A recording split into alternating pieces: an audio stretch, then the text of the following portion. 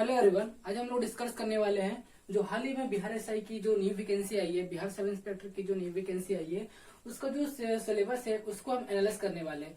पिछले साल से लेकर के अब तक जितने भी उसके एग्जाम हुए हैं, फर्स्ट सिटिंग और जो सेकंड सिटिंग में जितने भी एग्जाम हुए हैं, सारे सब्जेक्ट के उसके अकॉर्डिंग हम लोग डिस्कस करने वाले हैं कि कौन से सब्जेक्ट से कहाँ से कितने क्वेश्चन आ रहे हैं, कितने सारे क्वेश्चन पूछे जा रहे हैं, कितने मार्क्स के क्वेश्चन पूछे जा रहे हैं, कितना उसका पैटर्न क्या है, सिलेबस क्या है, वो हम लोग डिस्कस करने वाले हैं। तो आइए शुरुआत करते हैं। देखिए, सबसे पहले हम लोग देखिए बता देते हैं इसका जो कट ऑफ जो रहता है, बिहार से का जो कट ऑफ रहता है 60% रहता है।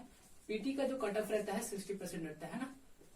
कितना परसेंट रहता है? 60% रहता है। यानी कि 100 नंबर में आप 60 सही जो कर देते हैं, 60 अंक का जो क्वेश्चन है सही कर देते हैं, तो आपका कट ऑफ ऊपर आने का संभावना ज्यादा रहता है। तो चलिए डिस्कस करते हैं। देखिए, यहाँ पर हमारा जो चार्ट मैंने जो आप लोगों के लिए बनाया है, पहले इसके स्क्रीनशॉट ले लीजिए। ये काफी इंपॉर्टेंट रोल प्ले करने वाला है आपके एग्जाम तक, पीटी एग्जाम तक। देखिए, जो यहाँ लिखा हुआ है ईयर लिखा हुआ है, वर्ष लिखा हुआ है 2018, 2019, 2021, ये वर्ष लिखा हुआ है। इधर जो हो गया सब्जेक्ट का नाम लिखा हुआ है, जैसे कि प्राचीन इतिहास, मध्य इतिहास, आधुनिक इतिहास, भारत का भूगोल, भारतीय भूगोल, जो भारत का जो भूगोल है, विश्व भूगोल हो गया, पॉलिटी हो गया, इकोनॉमिक्स हो गया, सीए। यहाँ चार्टर्ड अकाउंटेंट नहीं है, सीएम इज करंट अफेयर। हाँ, science and tech, physics, chemistry, bio and maths, यहाँ मैथ और रीजनिंग दोनों शामिल है। तो चलिए ये डिस्कशन करते हैं गहराई में। देखिए, 2018 का फर्स्ट सिटिंग में जो है प्राचीन इतिहास का मात्र 4 क्वेश्चन है। देखिए, इस हम चार्ट से हम लोग केवल उसी को डिस्कस कर, मतलब उस लेवल का डिस्कस करने वाले हैं कि जो सब्जेक्ट हमारा जो लिखा हुआ उस सब्जेक्ट में कितने मार्क्स का क्वेश्चन पूछे जा रहे हैं, राइट। इससे हमारा ये क्लियर हो जाएगा कि किस सब्जेक्ट को हम लोग ज्यादा गहराई से पढ़ना है, कितना समय देना है, किसको समय ज्यादा। देखिए, क्या होता है ना, हम जो एग्जाम की जो प्रिपरेशन करते हैं तो उसमें क्या होता है कि ज्यादा हम डीप स्टडी करने से बेहतर है स्मार्ट स्टडी। हार्डवर्क हम लोग जो करते हैं किसी भी एग्जाम को प्रिपरेशन करने से पहले, तो जो हार्डवर्क से ज्यादा इंपॉर्टेंट रोल प्ले करता है स्मार्ट वर्क। तो मैंने इसी चार्ट के माध्यम से मैं आपको समझाऊंगा कि हार्डवर्क क्या करना चाहिए, क्या स्मार्ट वर्क करना चाहिए, कहाँ पर हार्डवर्क करना चाहिए, क्या आपको कहाँ आपको स्मार्ट वर्क करना चाहिए। इस चार्ट से आपको समझ में आ जाएगा कि हार्डवर्क क्या है और स्मार्ट वर्क क्या है। देखिए, एक एग्जाम्पल के तौर पे समझिए। हाँ, एक सब्जेक्ट है, उस सब्जेक्ट को कंप्लीट करने में आपको लगता है जैसे कि 2 महीने, 2 महीने नहीं 2 महीने रख लीजिए। हाँ, एग्जाम्पल के तौर पे 2 महीने, उससे लेकिन क्वेश्चन पूछे जा रहे हैं मात्र 8 क्वेश्चन पूछे जा रहे हैं। 2 महीने एक सब्जेक्ट है हमारा, उससे 2 महीने एग्जाम्पल के तौर पे लेके चल रहे हैं। एक सब्जेक्ट है हमारा, उससे कंप्लीट करने में 2 महीने लगते हैं, 2 मंथ लगता है। क्वेश्चन कितने पूछे जा रहे हैं? 8 क्वेश्चन। एक ऐसा सब्जेक्ट है जिससे मात्र 1 से 1.5 महीने लगता है, लगभग 1.5 महीने रख लीजिए, 1.5 महीना लगता है, लेकिन उससे संभावना है 10 से 12 क्वेश्चन। कितने? 10 से 12 क्वेश्चन। अब देखिए, यहाँ पर आपने क्या सोचा कि हम स्मार्ट वर्क और हार्ड वर्क करेंगे। हार्ड वर्क करने से क्या होगा, हम दोनों चैप्टर को कंप्लीट करेंगे, दोनों सब्जेक्ट को कंप्लीट करेंगे, ये भी कंप्लीट करेंगे, ये भी कंप्लीट करेंगे, तो आप डूब जाइएगा। आपको क्लियर होना, ये एग्जाम क्लियर करना नामुमकिन के बराबर हो जाएगा। अब देखिए, यहाँ आप 2 महीना पढ़ोगे तो सिर्फ 8 नंबर उठा पाओगे। कितने नंबर? 8 मार्क्स ही सोल्व कर पाओगे।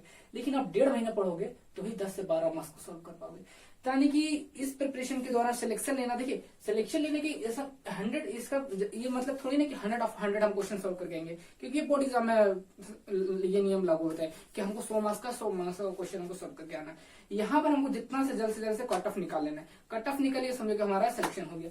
तो कट ऑफ निकालने के लिए सब कुछ पढ़ना जरूरी नहीं है। यहाँ हमको स्मार्ट वर्क करने का मतलब क्या हमको पढ़ना है, क्या छोड़ना है, ये आपको डिस्कशन किया है यहाँ पर देखिए। तो इस एग्जाम्पल के तौर पर आप यहाँ पर समझने की कोशिश कीजिएगा। देखिए, यहाँ वर्ष लिखा हुआ 2018, 2019, 2021। यहाँ प्राचीन इतिहास हो गया, मध्य इतिहास हो गया, आधुनिक इतिहास हो गया। तो देखिए, 2018 के फर्स्ट सिटिंग में प्राचीन इतिहास से मात्र 4 क्वेश्चन पूछा गया। कितने? 4 क्वेश्चन पूछे गए। ये देखिए, सेकंड सिटिंग में 5 क्वेश्चन। 2019 के फर्स्ट, देखिए ये फर्स्ट सिटिंग है, ये सेकंड है, ये फर्स्ट है, ये सेकंड है, ये फर्स्ट है। तो यहाँ 4 क्वेश्चन पूछा गया। सेकंड सिटिंग में 5 क्वेश्चन पूछा गया। 2019 में देखिए फिर से 4 क्वेश्चन पूछा गया। सेकंड सिटिंग में 3 क्वेश्चन पूछा गया। 2021 में 5 क्वेश्चन, यानी 2018 में 4 क्वेश्चन पूछा, 2019 में 4 क्वेश्चन पूछा, 2021 में 5 क्वेश्चन पूछा। ऑन एन एवरेज देख लीजिए 4 क्वेश्चन ही पूछा गया प्राचीन इतिहास से। प्राचीन इतिहास से 4 क्वेश्चन ही पूछा गया। अब आते हैं मध्य इतिहास में, है ना। मध्य इतिहास में देखिए, यहाँ 6 क्वेश्चन पूछा गया 2018 में फर्स्ट सिटिंग में। सेकंड में नील है, सफा चट है, मतलब कोई क्वेश्चन नहीं पूछा गया। 19 में 4 क्वेश्चन। सेकंड सिटिंग में 2019 के सेकंड सिटिंग में कोई क्वेश्चन नहीं पूछा गया, नील है। 2021 में 3 क्वेश्चन, सेकंड सिटिंग में 4 क्वेश्चन। यहाँ आपको समझ में आता है 6, 4, 3। देखिए 6, 4, 10, 10, 3, 13, 13, 4, 17, है ना। तो ऑन एन एवरेज इसको भी लिख लीजिए। देखिए 4, 4 ज्यादा बहुलक कितना है? 4 है, यहाँ 6 है। तो एवरेज लेके चलिए, इसको भी 4 लेके चलिए। हाँ, तो 4, 4, 8। अब प्राचीन इतिहास भी पढ़िएगा तो 4 क्वेश्चन आएगा, मध्य इतिहास भी पढ़िएगा तो 4 क्वेश्चन आएगा। यहाँ देखिए आधुनिक इतिहास। आधुनिक इतिहास से ज्यादा क्वेश्चन आते हैं। देखिए 2018 में पहली सिटिंग में 7 क्वेश्चन आया, सेकंड सिटिंग में 9 क्वेश्चन, 2019 के फर्स्ट सिटिंग में 6 क्वेश्चन, सेकंड में 8 क्वेश्चन, 21 में 5, सेकंड में 4। तो इसका एवरेज देखिए, इसका 7, 9, 6, 8, 5, 4, तो इसका एवरेज ले लीजिए 8 क्वेश्चन रख लीजिए। 8 क्वेश्चन लेके चलिए एवरेज। यह देखिए भारत का भूगोल है, तो पहले इसको देखिए क्लियरिफाई करते हैं, है ना, इसको क्लियर कर लेते हैं, इसका डाउट क्लियर कर। प्राचीन इतिहास और मध्य इतिहास है, देखिए ये दोनों को जोड़ देंगे आप तो आपको लगभग 2 से 2.5 महीने लग जाएंगे। ये मध्य प्राचीन इतिहास से मध्य इतिहास से आपको कंप्लीट करने में 2 से 2.5 महीने लग जाएंगे। मिनिमम तो 2 महीने तो लगना ही लगना, लेकिन फिर भी एवरेज लेके चलिए 2.5 महीने लग ही जाएगा। लेकिन आपको आधुनिक इतिहास कंप्लीट करने में जो जिस तरीके से सिलेबस मांगता है, बिहार एसआई का जो सिलेबस मांगता है, जो आपको चैप्टर डीपली पढ़ना चाहिए, जिसको छोड़ना चाहिए, तो लगभग आपको 1.5 महीने लग जाएंगे। तो 1 से 1.5 महीने अगर आधुनिक इतिहास पर टाइम दे दीजिएगा तो आप 8 नंबर क्वेश्चन आराम से उठा सकते हैं। तो आपके ऊपर डिपेंड करता है कि 2 महीना मेहनत करके 8 नंबर लाना है, 2 महीने मेहनत हार्डवर्क करके 8 नंबर लाना है, या 1.5 महीना मेहनत करके हमको 8 नंबर लाना है। दोनों, लेकिन इसमें घुसपुस ज्यादा होता है। जैसे कि इसमें सिलेबस भी बहुत अच्छा सिलेबस है, मतलब कि ये समझो एक प्रकार का नदी है, ये सागर है, ये समुद्र है, ये दोनों समुद्र ही है, नदी है। तो आपको ये लगाना है कि हमको सागर में डूबना है, 2 महीने टाइम लगा कर सागर में डूबना है। और क्वेश्चन कितना आएंगे, कितना अटेम्प्ट करोगे, 8 क्वेश्चन, ओनली 8 क्वेश्चन ही आप सोल्व कर पाओगे। लेकिन यहाँ क्या 1 से 1.5 महीना आप टाइम दोगे, जो और एक नदी है, ज्यादा मेहनत भी नहीं करना पड़ेगा। जो आप वहां कितने क्वेश्चन उठाओगे, सिर्फ 8 नंबर, यानी इसमें मेहनत भी कम करना पड़ेगा, टाइम भी देना कम पड़ेगा, और मार्क्स भी ज्यादा आप अचीव कर पाओगे। तो ये हो गया स्मार्ट वर्क। क्या करना है, क्या छोड़ना है, क्या पढ़ना है, वो आपको यहाँ पर बताया जा रहा है। देखिए भारत का भूगोल हो गया, यहाँ 9 क्वेश्चन आ रहा है, 12 क्वेश्चन पूछा गया। 2019 में 12 क्वेश्चन, सेकंड सेटिंग में 10 क्वेश्चन, 2021 के फर्स्ट सेटिंग में 9 क्वेश्चन, 10 क्वेश्चन, यानी 2018 के फर्स्ट सेटिंग में 9 क्वेश्चन पूछा गया, सेकंड में 12, 12, 10, 9, 10। तो इसका एवरेज लेके चाहिए 10 क्वेश्चन लिखिए, 10, 10, 12, 12, 9, यानी कि इसका एवरेज 10 क्वेश्चन मान लीजिए। भारत का भूगोल से, भारतीय भूगोल से कितना 10 क्वेश्चन पूछे जा रहा है। जिस भूगोल से देख लीजिए 4, 4, 6, 1, 2, 6, तो इसका एवरेज देखिए 4, 4, 6, एवरेज इसका 5 ले लीजिए, इसका एवरेज 5 ले लीजिए। पॉलिटी से देखिए, पॉलिटी की भी लगभग 1 से 1.5 महीने अगर आप ठीक टाइम से दे देते हो, ठीक टाइम से टाइम दे देते हो पॉलिटी भी, तो आपका भी कवर हो जाएगा। तो इसमें भी मेहनत, इसमें देखिए इसमें क्वेश्चन घुमा फिरा के क्वेश्चन आ सकते हैं, प्राचीन इतिहास से मध्य इतिहास से क्वेश्चन घुमा फिरा के आ सकते हैं। लेकिन जो पॉलिटिक है एकदम सटीक, एकदम डायरेक्ट आपसे क्वेश्चन पूछे जाएगा। जो फैक्ट है, मतलब फैक्ट के आधार पर, तथ्य के आधार पर क्वेश्चन पूछे जाएंगे पॉलिटी में, डायरेक्ट क्वेश्चन पूछे जाएगा, इसमें कोई घुमा फिरा क्वेश्चन नहीं रहेगा। तो देखिए 11, 13, 11, 12, 10 एवरेज रख लीजिए, इसका 10 क्वेश्चन पूछा जाएगा पॉलिटी में। 2018 में 11 क्वेश्चन पूछा गया, 2019 में 11 क्वेश्चन पूछा गया, 2021 में 12, तो एवरेज 10 से 11 क्वेश्चन मान लीजिए, 10 मान लीजिए, हाँ 10 से 11 नहीं, 10 से मान के लेके चलिए, 10 लेके चलिए। इकोनॉमिक्स में 8 क्वेश्चन, 6 से 8 क्वेश्चन पूछा जाएगा, है ना। सीए चार्टर्ड अकाउंट नहीं, करंट अफेयर में देखिए 32, 30, 26, 30। देखिए अब कोई से भी एग्जाम प्रिपरेशन करो, अभी ये हाल हो गया है कि करंट अफेयर से ज्यादा क्वेश्चन पूछे जा रहे हैं। इवन आप यूपीएससी के और पीटी की भी तैयारी कर रहे हो, तो लगभग उसमें भी करंट अफेयर से, पीटी में करंट अफेयर से बहुत ज्यादा मात्रा में क्वेश्चन पूछे जा रहे हैं। तो यहाँ भी वही हाल है, बिहार एसआई देखिए या फिर यूपीएसआई का देखिए, कहीं भी आप किसी भी एग्जाम का प्रिपरेशन करिए, ये करंट अफेयर हमारे उससे ज्यादा क्वेश्चन पूछे ही जा रहे हैं। तो लगभग 25 से 30 क्वेश्चन पूछे जा रहे हैं, एवरेज हम 25 क्वेश्चन लेके चलते हैं। ये देखिए science and tech, physics, chemistry and biology, तो ये आप देख लीजिए, चार्ट आप देख लीजिए, गौर से देख लीजिए, आप स्क्रीनशॉट ले लीजिए। तो साइंस एंड टेक्नोलॉजी से क्वेश्चन आते हैं 20 क्वेश्चन, जिसमें इंक्लूड है physics, chemistry and bio. Physics, chemistry, bio और टेक्नोलॉजी को लेकर के चलते हैं तो 20 क्वेश्चन पूछते हैं, यानी कि करंट अफेयर से 25 क्वेश्चन, साइंस एंड टेक से 20 क्वेश्चन, और मैथ और रीजनिंग से हर हाल में 6 से 8 क्वेश्चन पूछना ही पूछना है। मैथ रीजनिंग में कभी देखिए, कभी 6 क्वेश्चन भी आ सकते हैं, कभी 4 क्वेश्चन में, कभी 4 क्वेश्चन, कभी 3 क्वेश्चन में। एवरेज 6 से 8 लेके चलिए, मैथ और रीजनिंग मिलाकर के 6 से 8 क्वेश्चन पूछे जाएंगे। एवरेज हाँ 6 से 8 क्वेश्चन ठीक है, 6 से 8 क्वेश्चन पूछे जाते हैं। अब देखिए, अब हमको क्या पढ़ना है, क्या छोड़ना है, आप पे डिसाइड करता है कि आपको हार्ड वर्क करना है या स्मार्ट वर्क करना है। देखिए अगर आप प्राचीन इतिहास पढ़ते हो, मध्य इतिहास पढ़ते हो, देखिए प्राचीन इतिहास का पहले हम बात कर लेते हैं। देखिए प्राचीन इतिहास में अगर एवरेज देखिए 4 क्वेश्चन पूछे जाता है, अगर इसको सिलेबस खाली प्राचीन इतिहास को कंप्लीट करने में 2 महीने आपको लग जाएंगे, 1.5 से 2 महीने लग जाएंगे। मध्य इतिहास को कंप्लीट करने में 1.5 महीना, तो यानी कि 1.5, 3 महीना, 3 महीना अगर आप टाइम दोगे तो दोनों ये सिलेबस कंप्लीट होगा। तो जो आपको मिलने वाला 8 नंबर, 3 महीना।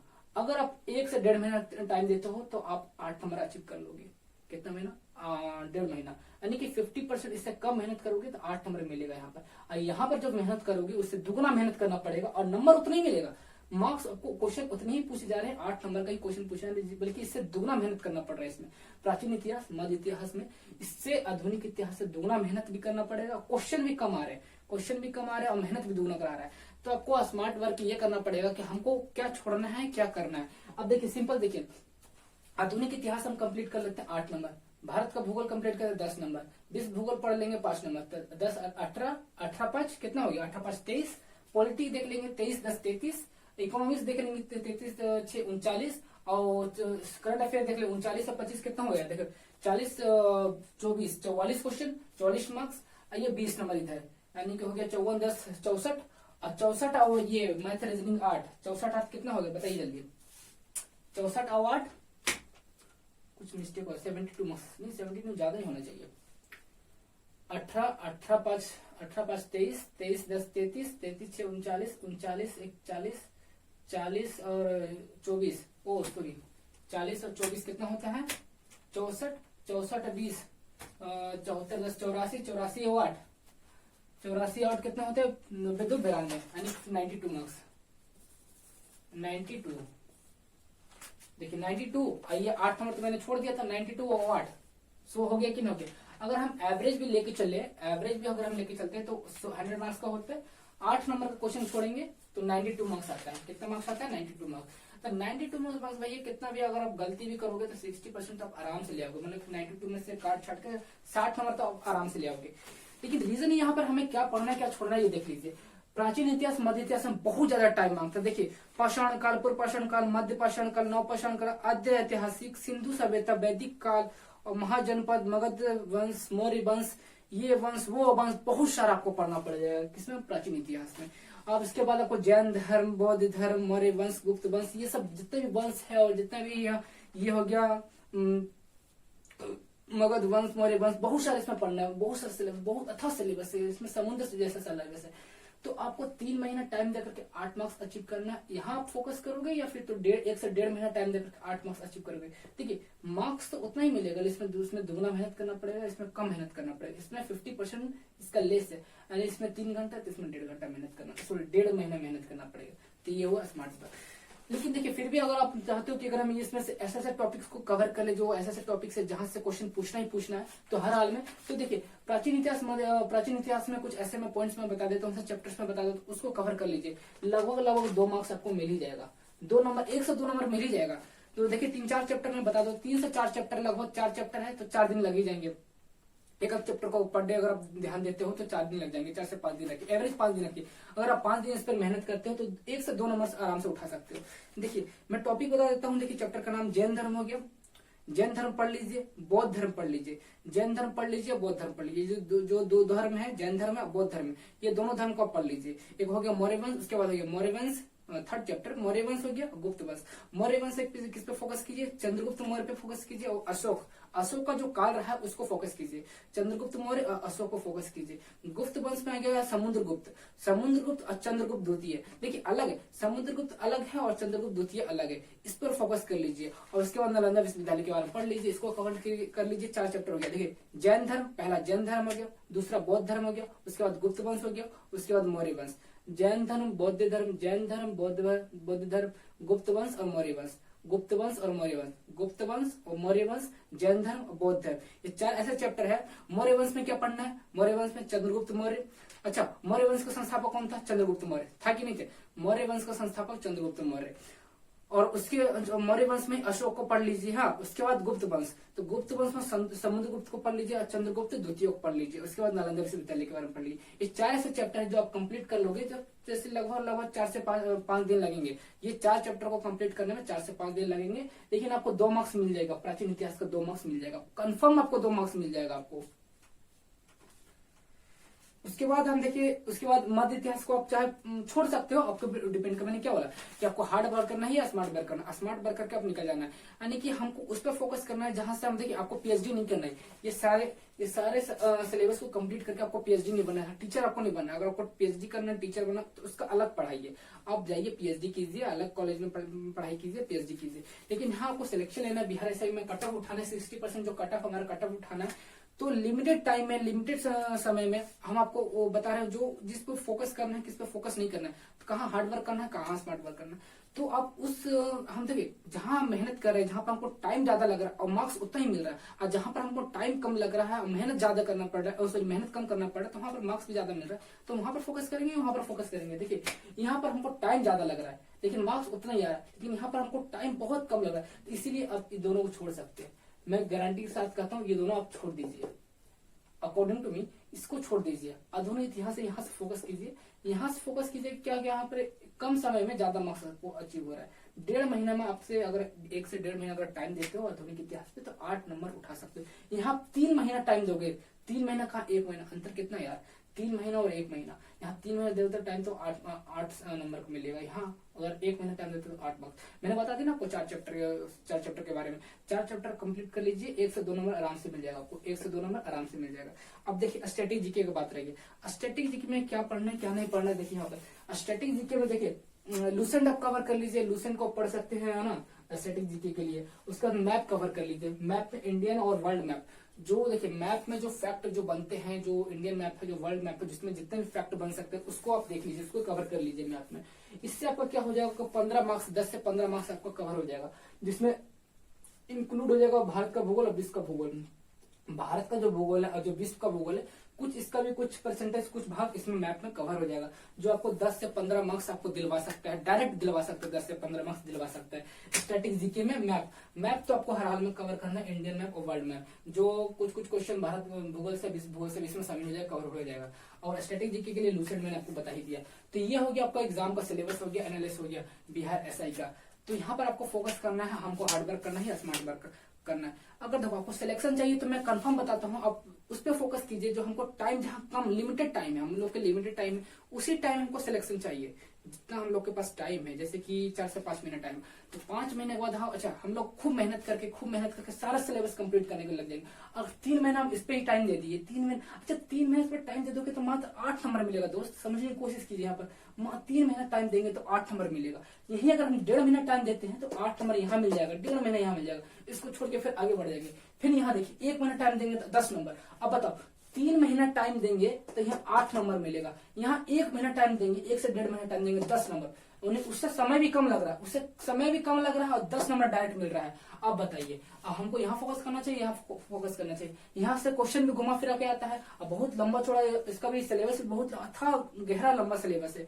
इसमें जो फैक्ट डायरेक्ट तथ्य पे बात किया जाता है, डायरेक्ट फैक्ट, कोई घुमा फिरा का क्वेश्चन नहीं पूछा जाता है। कितना बार आपको क्वेश्चन में कंफ्यूजन, इतना लंबा चौड़ा नाम रहेगा कि मत पूछिए। प्राचीन इतिहास में जितना भी नाम रहेगा बहुत लंबा चौड़ा रहेगा, मध्य इतिहास में भी इतना लंबा चौड़ा रहेगा कि मत पूछिए। रही बात आधुनिक इतिहास, तो आधुनिक इतिहास में थोड़ा नॉर्मल है। देखिए आधुनिक इतिहास 1498 से, यानी कि 16वीं शताब्दी से लेकर के 1498 से लेकर के 1947 भारत की आजादी तक। अब भारत की आजादी के बाद भी आप इतिहास पढ़ सकते हो, लेकिन वो पढ़ जाएगा, हो जाएगा आजादी के बाद का इतिहास। देखिए 1498 जब वास्को डी गामा जब आया था भारत, जब आया था वास्को डी गामा, जब 1498 में जो आया था, जब उस समय केरल में उतरा था, उस समय केरल का शासक जमोरिन था। तो सिंपल सा देखिए यहाँ पर देखिए 1498 जब वास्को डी गामा जब भारत आया था 1947 तक, जो ये इतिहास है हमारा आधुनिक इतिहास कहलाता है। यानी कि 1498 से मतलब 2 साल कम है 1500 में, तो इसको 1500 लेके चलिए, 1500 लेके चलिए, यानी कि 16वीं शताब्दी से लेकर के 16वीं शताब्दी से लेकर के 20वीं शताब्दी तक, 16वीं शताब्दी से लेकर के 20वीं शताब्दी तक, यानी कि 1500 ईस्वी से लेकर के 1947 तक। 1400 वास्को डी गामा जब आया था 1498 से लेकर के 1947 तक, भारत की आजादी तक आप इतिहास पढ़ लीजिए, आधुनिक इतिहास क्लियर हो जाएगा। उसके बाद थोड़ा सा फोकस कर दीजिए 1857 की क्रांति पर फोकस कर लीजिएगा, और भारतीय राष्ट्रीय आंदोलन पर आप कवर कर लीजिएगा, थोड़ा सा ज्यादा फोकस कर लीजिएगा भारतीय राष्ट्रीय आंदोलन। ये हो गया आधुनिक इतिहास का चर्चा हो गया। उसके बाद हमारा ये भारत का भूगोल हो गया, विश्व भूगोल हो गया, पॉलिटी हो गया। तो ये सब जैसे कि हम न्यू क्लासेस लाते रहेंगे आगे। अभी हम इंडियन मैप के ऊपर सोच रहे थे, चर्चा निकाल रहे थे, इंडियन मैप के बारे में पढ़ेंगे, न्यू क्लासेस लाएंगे, तो इंडियन मैप हो जाएगा। उसके बाद हम पॉलिटी स्टार्ट करेंगे, इंडियन मॉडर्न हिस्ट्री स्टार्ट करेंगे, मॉडर्न हिस्ट्री स्टार्ट करेंगे, मॉडर्न हिस्ट्री और साथ में पॉलिटी और इसके साथ साथ मैप। मॉडर्न हिस्ट्री जब कंप्लीट हो जाएगा, हमारे पास लास्ट जो समय रहेगा, तब हम प्राचीन इतिहास, मध्य इतिहास के कवर करेंगे। लेकिन जो मैंने 4 चैप्टर बताया उसको हम कवर करेंगे। तो इसको स्क्रीनशॉट ले लीजिए और आई थिंक आपको ये समझ में आ गया होगा कि हमको क्या छोड़ना है क्या पढ़ना है। अगर आपको सिलेक्शन चाहिए तो दोस्त लिमिटेड टाइम है आपके पास, जो समय बचा है, जो आपको 4 से 5 महीने जो आपके पास समय है, लिमिटेड टाइम है। उस टाइम को कैसे सदुपयोग करना है, कैसे हार्डवर्क करना है, कहाँ पर स्मार्ट वर्क करना है, वो आपके ऊपर डिपेंड करता है। मैंने आपको सारा थ्योरी बता दिया, सारा एक्सप्लेन करके बता दिया। तो क्या छोड़ना है क्या पढ़ना है वो आप कवर कर लीजिए, क्योंकि आपको पीएचडी करना नहीं है, आपको यहाँ प्रोफेसर नहीं बनना, टीचर नहीं बनना, क्योंकि आपको सिलेक्शन लेना, मतलब किस टॉपिक पर हम कवर करें, किस सिलेबस पर हम कवर करें, किस सब्जेक्ट पर हम कवर करें, जो हमारा जो कट ऑफ जो निकल रहा है उस कट ऑफ से हम ऊपर आ जाए। क्योंकि आपको सिलेक्शन चाहिए तो कट ऑफ से ऊपर चाहिए, ना कि आपको पीएचडी करना है, ना ही आपको प्रोफेसर बनना है। तो कट ऑफ से ऊपर पढ़ने के लिए आपको स्मार्ट वर्क ही करना पड़ेगा, not hard work, only smart work. तो स्मार्ट वर्क करने के लिए क्या छोड़ना है क्या पढ़ना है वो आप टाइम दीजिए। ये सिंपल सा माइंड का यहाँ पे देखिए, यहाँ पर सोचने की कोशिश, अपना माइंड ओपन कीजिए कि 3 महीने हम टाइम देंगे तो 8 नंबर वहां पर हमको अचीव होगा। वहीं अगर हम 1 महीने यहाँ टाइम दे देते हैं, 1 महीने यहाँ टाइम दे देते हैं, और 1 महीना टाइम यहाँ देते हैं, 1 महीने इसमें भी लग जाएगा, तो 10, 6, 16, 16 और 8, बताइए 16, 8, 24 नंबर आपको क्लियर हो जाएगा लगभग। 3 महीना टाइम देंगे तो 8 नंबर होगा, यहाँ 24 मार्क्स होगा, 24 नहीं तो 20 आराम से हो जाएगा। कहाँ 8 और कहाँ 20 नंबर भाई, सोचने की बात है ये। आइए ये 8 नंबर छोड़ करके अगर हम सबको कवर करते हैं तो 92 मार्क्स होता है। 92 में अगर 60% भी अगर सही जाता है तो हम लोग को सिलेक्शन आराम से हो जाता है, कट ऑफ से ऊपर निकल जाएंगे। आई होप आप लोग को समझ में आ गया होगा। इसको आप थोड़ा सा स्क्रीनशॉट लीजिए, समझने की कोशिश कीजिए। बाय, मिलते हैं नेक्स्ट वीडियो में, बाय बाय।